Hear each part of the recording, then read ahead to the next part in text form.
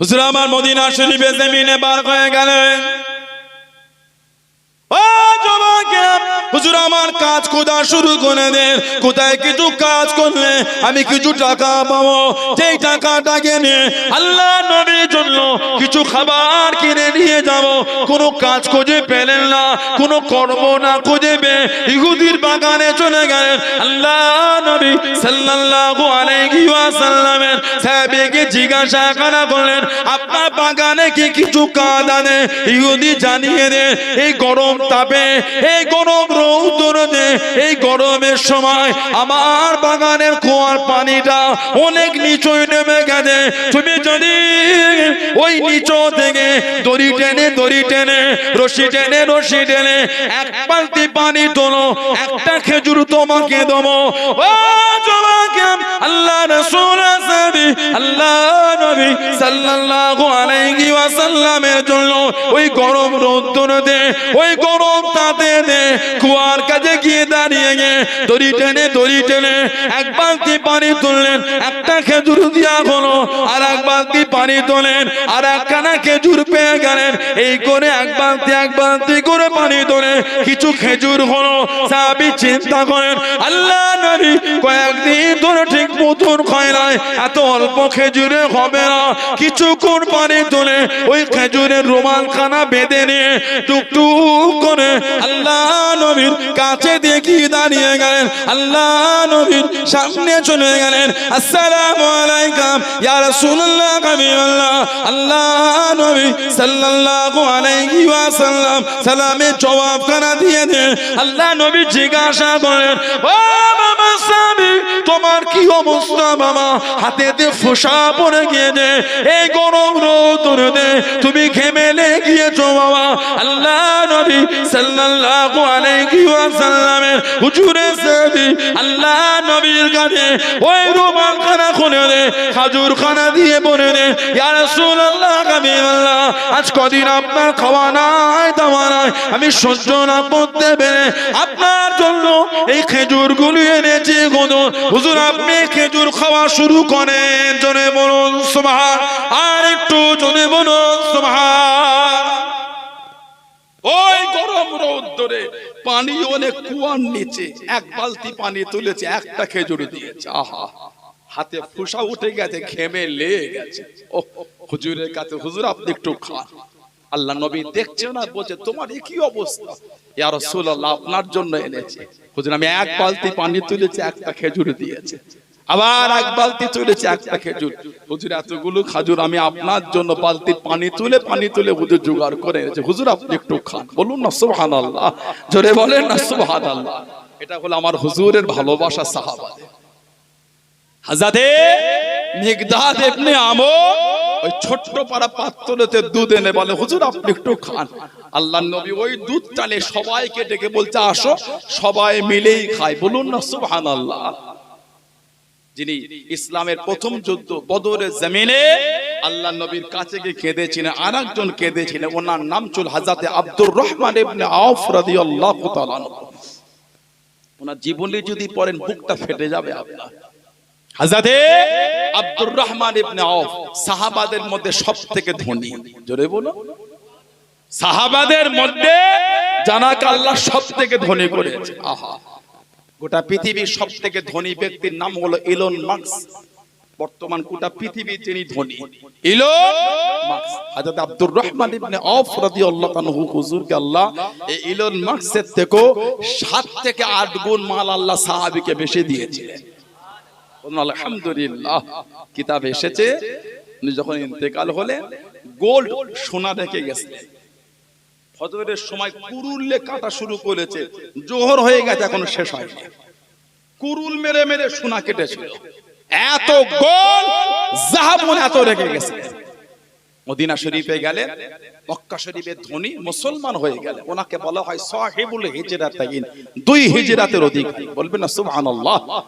আল্লাহ নবী সাল্লাল্লাহু আলাইহি ওয়াসাল্লাম ওনাকে পাঠিয়ে দিয়ে ইথিওপিয়া, হাবশা, আবিসিনিয়া ওনাকে পাঠালেন। উনি ওখান থেকে আবার মক্কা শরীফে চলে গেলেন। আল্লাহ নবী সাল্লাল্লাহু আলাইহি ওয়াসাল্লাম কম বেশি 80 জনের কাফেলা হুজুর ওনাকে পাঠালেন মদিনা শরীফ। এই যে মক্কা শরীফ থেকে মদিনা শরীফে গেলেন, একটা খড়ের কুটি বলতে উনি নিয়ে যায়নি, খালি হাতে গেছিলেন। মদিনা শরীফ এক সাহাবীর সাথে হুজুর ওনার ভাই বানিয়ে দিলেন, আনসারী সাহাবীর সাথে। উনি ওনার মালপত্র ওনাকে অর্ধেকটা দিতে চাইলেন, যেমন সবাই দিয়েছিলেন। উনি বলেন আমার লাগবে না, খালি আপনি আমাকে বাজারটা দেখিয়ে দেন, বাকিটা আমার দায়িত্ব। আল্লাহ ওনাকে এত বুদ্ধি দিয়েছিলেন, এত টেকনিক আল্লাহ ওনাকে দিয়েছে, বলুন আলহামদুলিল্লাহ। হযরতে আব্দুর রহমান ইবনে আওফ রাদিয়াল্লাহু তাআলা মদিনা শরীফে যে পাথরটা তুলতেন, আমার হুজুরের ওসিলা দিয়ে বরকত মনে করে, তো আল্লাহ আমি আপনার হাবিবের ওসিলায় বরকত মনে করে তুলছি, আল্লাহ এর তলায় যেন আমি সোনা পাই। ওই পাথরটা তুলতেই তলায় গোল্ড সোনা পেতেন, বলুন না সুবহানাল্লাহ। এত সোনা জড়ো হয়েছিল। ওই সোনা পাথর আপনার এই কুরুল দিয়ে কেটে কেটে বন্টন হলো, যারা কেটেছিল তাদের হাতে ফোঁসা উঠে গেছিল। উনি এত দিনার রেখে গেছিলেন, দিনার স্বর্ণ মুদ্রা। 4টে স্ত্রী ছিল, এই 4টে স্ত্রীর মধ্যে বন্টন হয়েছিল। এক একটা স্ত্রী ইন্ডিয়ান রুপিতে পেয়েছিল 300 কোটি করে। জোরে বলবেন না? 4 জন স্ত্রী পেয়েছেন, 3 4 1200 কোটি কম বেশি ইন্ডিয়ান টাকায় কনভার্ট করলে এত দিনার রেখে গেছিলেন। আর উট, দুম্বা, ভেড়া, ছাগল, ঘোড়া, বাগান, ওর তো কোনো হিসাব নাই।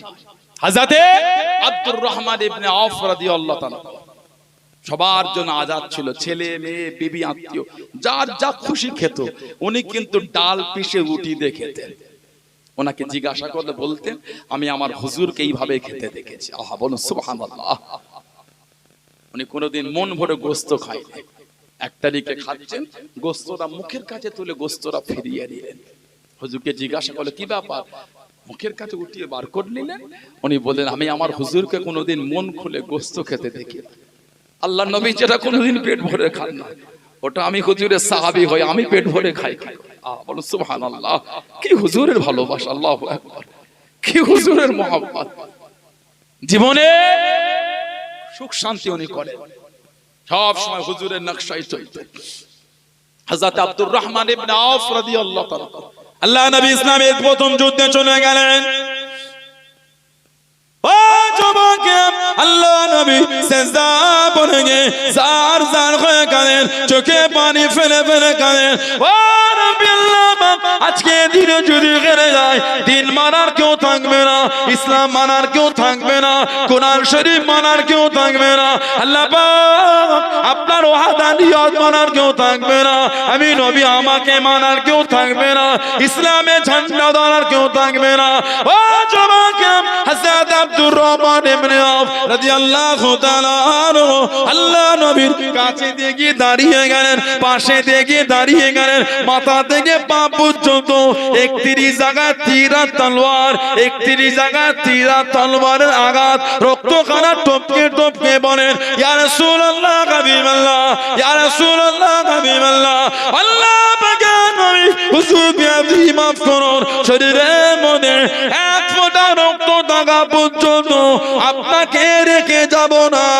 জনে বলুন সুবহান, আর একটু জনে বলুন সুবহান। হযরত মিকদাদ ইবনে আমর আল্লাহ নবীর কাছে দিয়ে দাঁড়িয়ে গেলেন, আল্লাহ নবীর পাশে দিয়ে দাঁড়িয়ে গেলেন, ইয়া রাসূলুল্লাহ হাবিবাল্লাহ। আল্লাহ পাকের নবী হুজুর আপনি সিজদা থেকে মাথা ধরেন, হুজুর আপনি আর কাঁদবেন না, আপনার কান্না কানা আমরা সহ্য করতে পারি না, আমরা আর সইতে পারি না। আল্লাহ নবী জার জার হয়ে কাঁদেন। ও রাব্বি আল্লাহ, আজকে দিনে যদি হেরে যায়, ইসলাম মানার কেউ থাকবে না, দিন মানার কেউ থাকবে না, আপনার ওয়াহদানিয়ত মানার কেউ থাকবে না, ইসলামে ঝান্ডা ধরার কেউ থাকবে না। আল্লাহ নবী জার জার হয়ে কাঁদেন। হযরত মিকদাদ ইবনে আমর রাদিয়াল্লাহু তাআলা আনহু আল্লাহ নবীর কাছে দাঁড়িয়ে দাঁড়িয়ে বলেন ইয়া রাসূলুল্লাহ হাবিবাল্লাহ।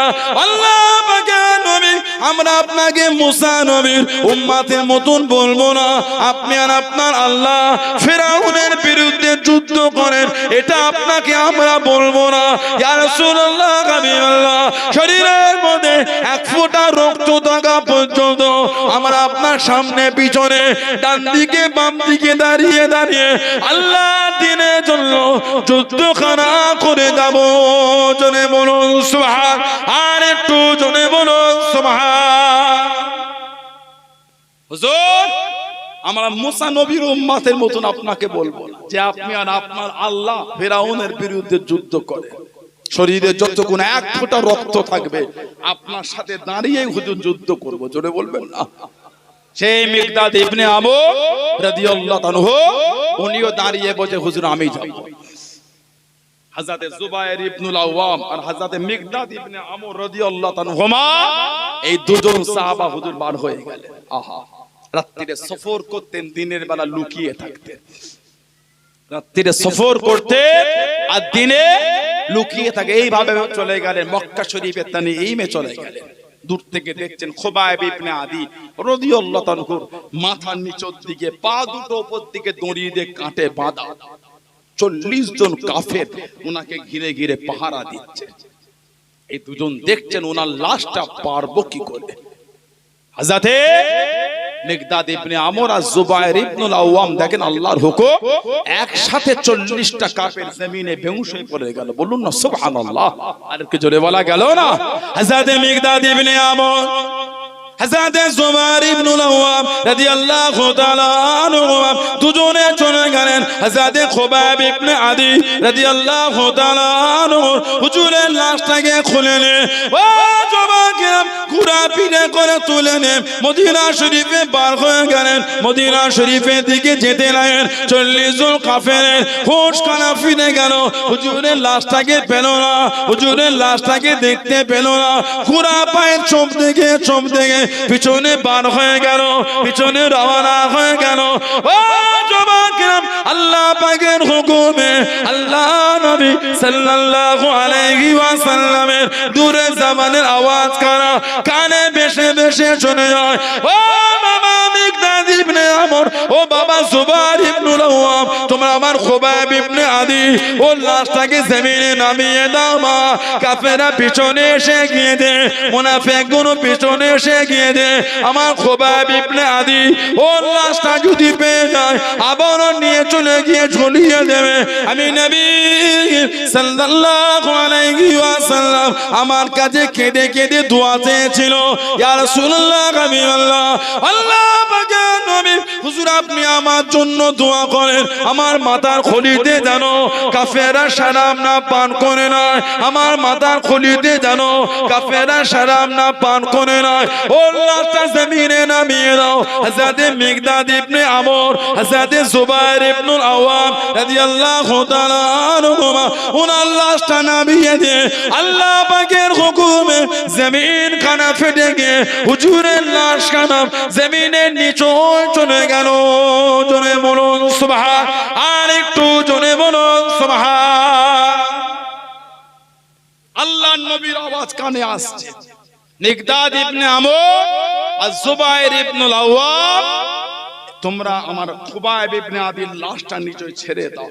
কাফেরগুলো পিছনে এসে গেছে, যদি পেয়ে যায় ওই লাশ নিয়ে গিয়ে আবারও ঝুলিয়ে দেবে। আহা, যে লাশটা ঘোড়ার পিঠ থেকে জমিনে নামিয়েছে, জমিনটা ফেটে গিয়ে ওই লাশটা জমিনের নিচে গিয়ে জমিন আল্লাহর হুকুম আবারও লেগে গিয়েছিল। বলুন না সুবহানাল্লাহ। আর একটা riwayat, এই দুজন ঘোড়ার পিঠে করে লাশ নিয়ে যায়, পিছন ফিরে দেখছে কাফেরগুলো কাছে কাছে এসে গেছে।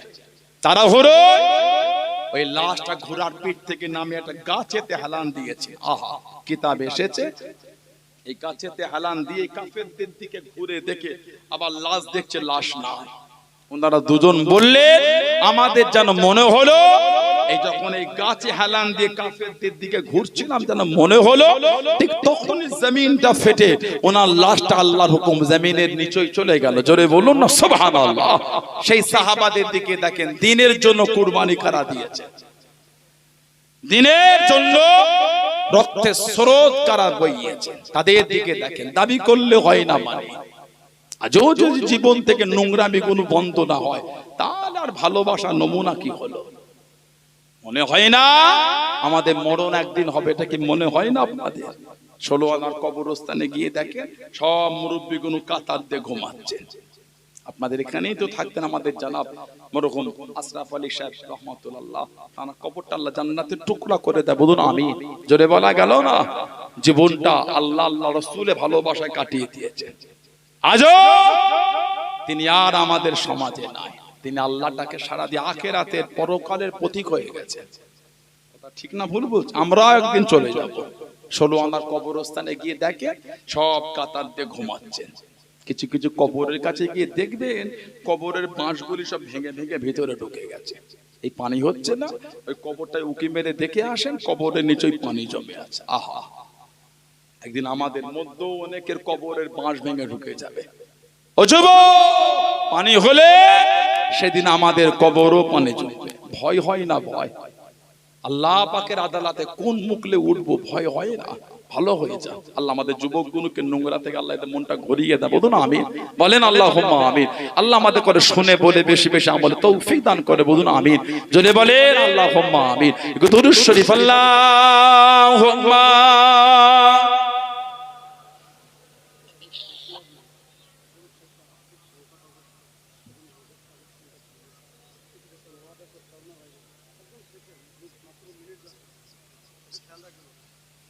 আল্লাহুম্মা সাল্লি আলা। টোনটা একটু বাড়ান, আমরা চেপে আছি না।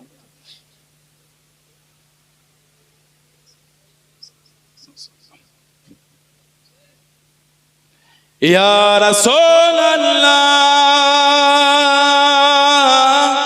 ইয়া হাবিবাল্লাহ, ইয়া রাসূলুল্লাহ, ইয়া হাবিবাল্লাহ, মুহাম্মদ ইবনে আবদুল্লাহ, মুহাম্মদ ইবনে আবদুল্লাহ, মুহাম্মদ ইবনে আবদুল্লাহ, মুহাম্মদ ইবনে আবদুল্লাহ, ইয়া রাসূলুল্লাহ, ইয়া রাসূলুল্লাহ, ইয়া হাবিবাল্লাহ, ইয়া রাসূলুল্লাহ, ইয়া হাবিবাল্লাহ, মুহাম্মদ ইবনে আবদুল্লাহ, মুহাম্মদ ইবনে আবদুল্লাহ, মুহাম্মদ ইবনে আবদুল্লাহ, মুহাম্মদ ইবনে আবদুল্লাহ, ইয়া রাসূলুল্লাহ।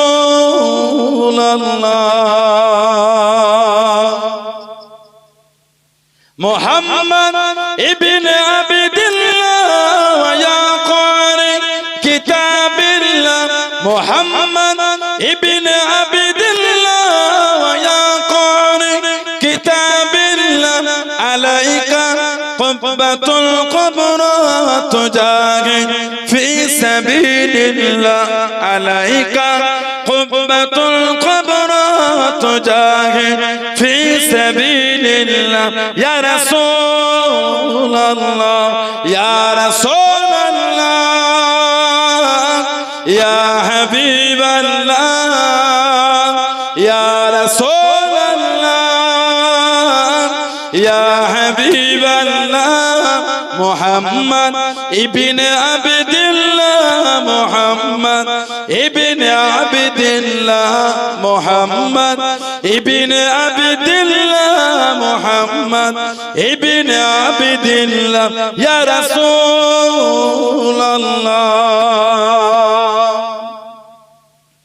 মুহাম্মদ ক্বালা ইয়া রাব্বি সুআলি উম্মতি বাদি, মুহাম্মদ ক্বালা ইয়া রাব্বি সুআলি উম্মতি বাদি, ওয়াসালি মিনা যামবি ওয়া গাফারতু যুনুবাল্লাহ, ওয়াসালি মিনা যামবি ওয়া গাফারতু যুনুবাল্লাহ, ইয়া রাসূলুল্লাহ, ইয়া রাসূলুল্লাহ,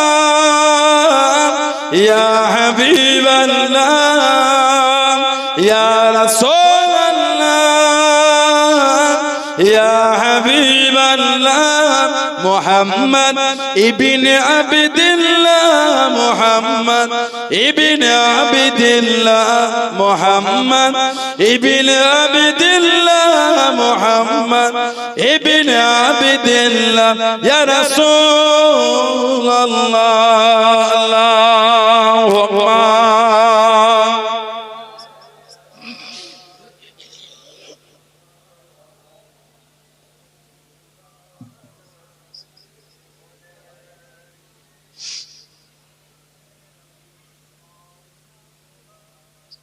আমার ভাইয়েরা, বাপজানেরা, ছেলেরা, যুবকেরা, মুরব্বীরা, মায়েরা, মেয়েরা, বোনেরা, মহিলারা, ভালো গান শরীয়তের মধ্যে আসে।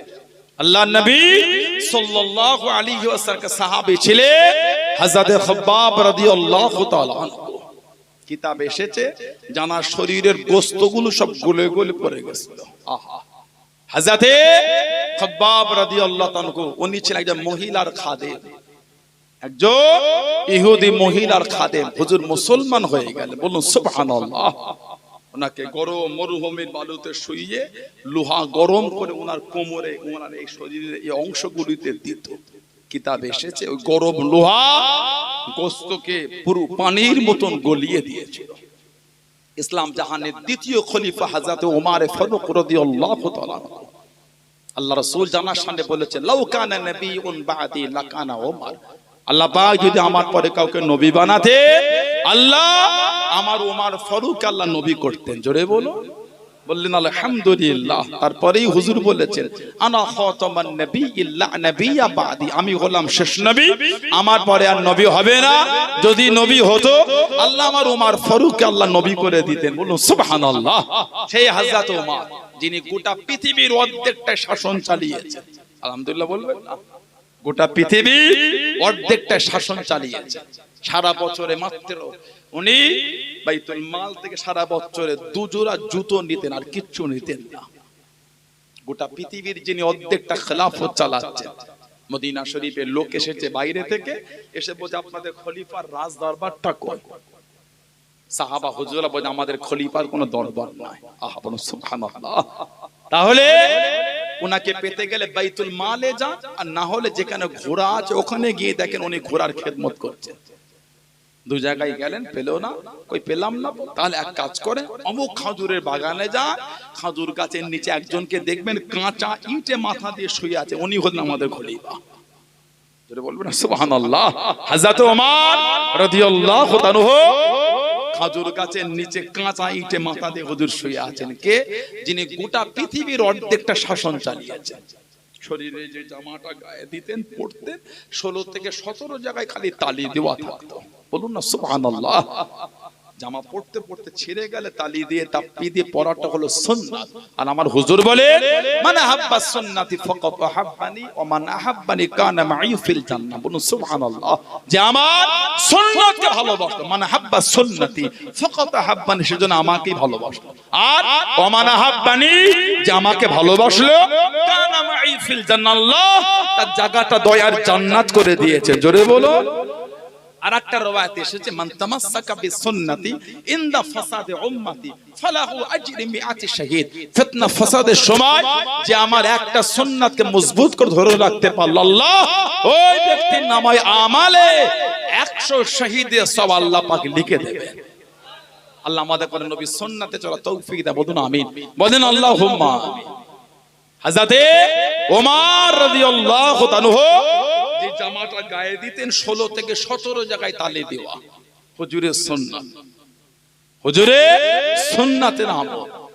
যিনি কাবা শরীফ তওয়াফ করছেন, হাজরে আসওয়াদের কাছে দাঁড়িয়ে, এই পাথর, তুমি তো একটা পাথর, আর কিছু নয়, তুমি আমার ভালো করতে পারবে না, খারাপও করতে পারবে না, তারপরও আমি ওমর তোমাকে চুমু খাবো। কেন?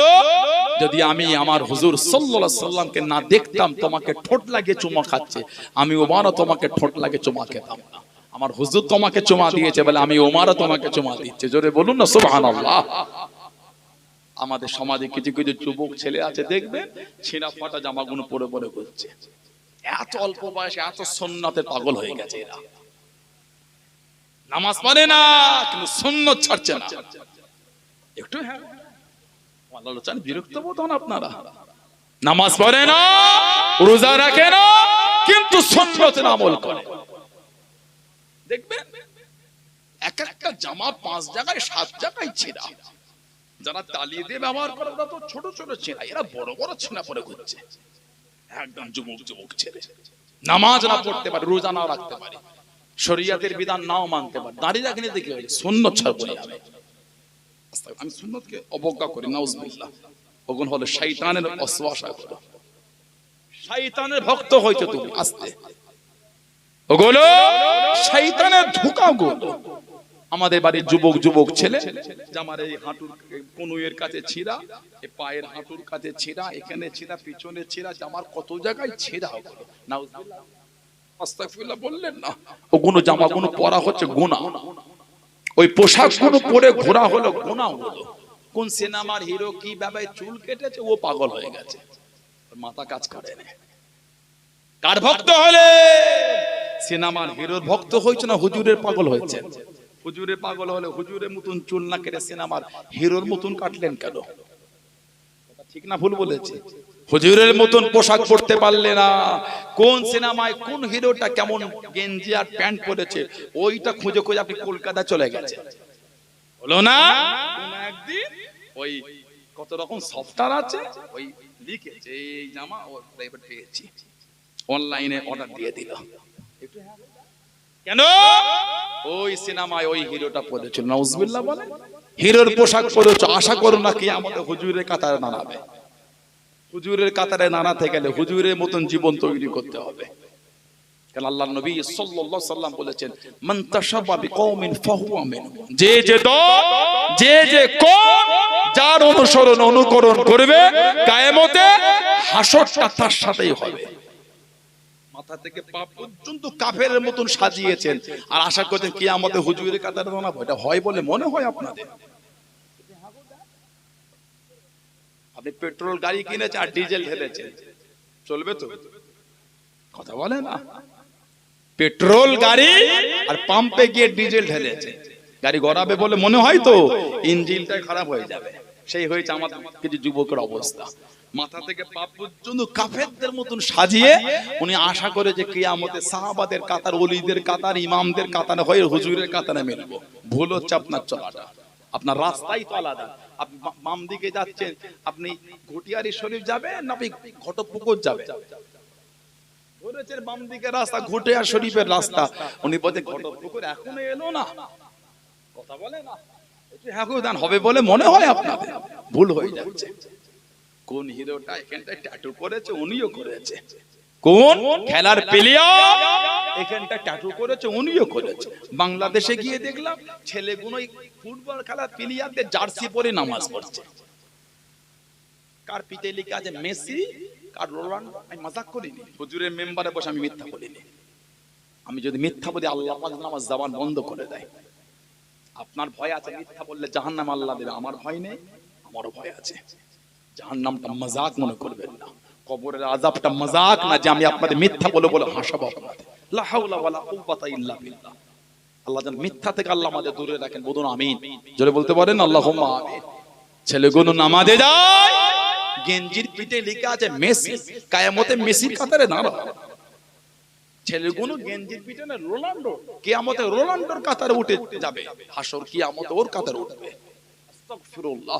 মসজিদে গেলে হুজুরের সুন্নাত মানলো না, কাফের প্লেয়ারের নাম লিখে উনি মসজিদে গেছে। ইদানি এগুলো আমাদের সমাজে শুরু হয়ে যাচ্ছে। এ কি অভ্যাস হয়ে গেল আমাদের মধ্যে? শরীয়তটা মজাক মনে করেছে, ইসলামটা মজাক মনে করেছে, যা খুশি তাই করছে। এ কি শুরু করে? আস্তাগফিরুল্লাহ।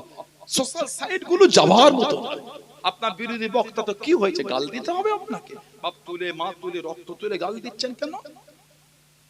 কোন বক্তার যদি আলোচনা পছন্দ নয়, নাই হলো ইনি বাজে কথা বলছেন, আপনি বলেন বাপ তুলে গাল দিলেন কেন? কথা বলছেন না কেন? কথা ঠিক না ভুল বলছি? রক্ত তুলে গাল শুধু আপনি পূর্বরাষ্ট্রের ভক্ত বলে যে পূর্বা হুজুরদের সম্মান করে বলে হয়ে গেল না? আপনি অন্য দল মতের ওলামাদের মানুষদের কেন গাল দেবেন? এটা উচিত না, না এটা উচিত না। দেখি আমরা যদি ইসলাম কেলে মজাক শুরু করে দিই, সম্মান দেবে কে? কথা বল না, ঠিক বলছি? আমরাই যদি দিন গেলে মজাক করি, সম্মান দিল কে? মতের অমিল হতেই পারে, রক্ত তুলে বাপ তুলে জন্ম তুলে এগুলো তো উচিত না। আল্লাহ আমাদের গালি দেওয়া থেকে আল্লাহ দূরে রাখেন। বলেন আল্লাহুম্মা আমিন। জোরে বলা গেল না আল্লাহুম্মা আমিন। হযরতে ওমর রাদিয়াল্লাহু তাআলা ইসলাম জাহানের দ্বিতীয় খলিফা, হযরতে খাব্বাব হুজুরকে ডাক দিয়ে দিলেন, ও যুবকেরা, ও আমার মুরব্বি ভাই, বাপ জানেরাম, মায়েরা, বোনেরা, মগিরাম, মানাটা কাকে বলে, মোহাব্বত কাকে বলে? আল্লাহ আল্লাহ রাসূলকে কারা মেনে দেয়, আল্লাহ রাসূলকে কারা ভালোবেসে দেয়? হযরত খাব্বাব রাদিয়াল্লাহু তাআলা আনহু, হযরত উমর ফারুক রাদিয়াল্লাহু তাআলা আনহুর কাছে দেখি দাঁড়িয়ে গেলেন হযরত উমর রাদিয়াল্লাহু তাআলা আনহু। হুজুর আমার জিজ্ঞাসা করলেন, ও হযরত খাব্বাব রাদিয়াল্লাহু তাআলা আনহু, আপনার কোমরের ওই জায়গাটায় গোশত কেন নাই? ওই জায়গাটায় গোশতখানা কি হলো? হযরত খাব্বাব রাদিয়াল্লাহু তাআলা আনহু হুজুরের চোখ থেকে টপ টপ করে পানিটা গড়িয়ে গড়িয়ে চলে যায়। হযরত খাব্বাব রাদিয়াল্লাহু তাআলা আনহু জানিয়ে দেন, ও হযরত ওমর ফারুক রাদিয়াল্লাহু তাআলা আনহু, আমি খাব্বাব যখন মুসলমান হয়ে গিয়েছিলাম, আমি যখন কলেমা শরীফ পড়ে নিয়েছিলাম, আমি খাব্বাব রাদিয়াল্লাহু তাআলা আনহু কাফের বেঈমানেরা মরুভূমিতে শুইয়ে দে, বালুতে শুইয়ে দে, আমাকে চিৎ করে শুইয়ে দে, আমার পিঠেতে কোমরে লোহা গরম করে দিয়েছিল।